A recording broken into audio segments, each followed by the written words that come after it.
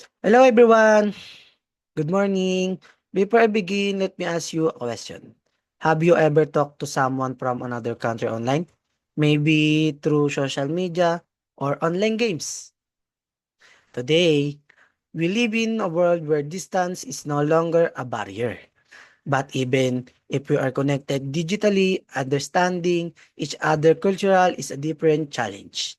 Today, I will talk about voice across borders, navigating global and cross-cultural communication in the 21st century. In the 21st century, communication no longer stops at border. With just one click, we can talk to someone across the world, learn from different cultures, and share ideas globally. This is what we call global communication, the exchange of information and ideas across country and cultures.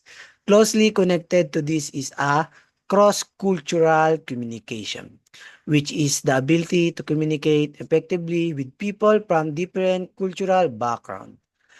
Global communication is important because our world is more connected than ever.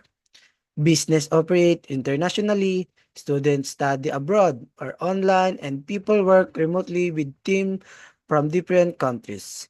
Understanding how culture affect communication help avoid misunderstanding and build stronger relationship. We can see the importance of global communication in many areas today, like media. Social media platforms allow people to share stories, news, and opinion worldwide. In education, students can attend online class from university in another countries. And business, company collaborate with international partner and serve global customers.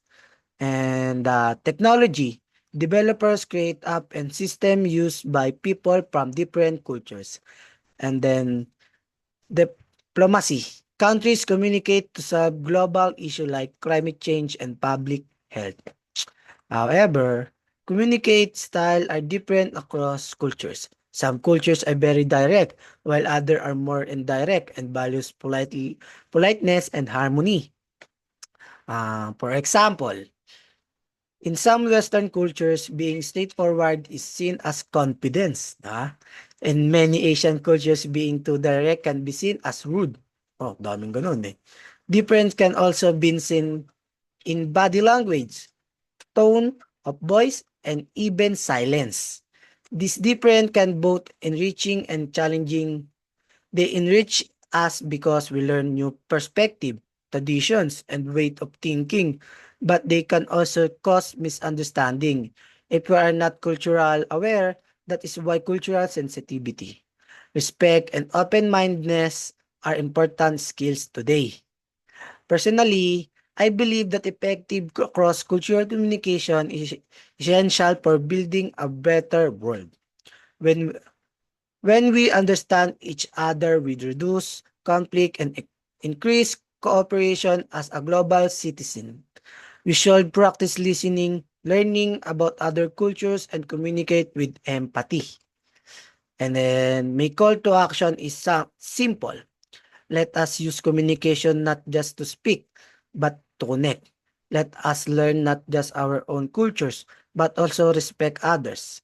Because when voices across border are heard and understood, we create a more united and peaceful world. That's it, everyone.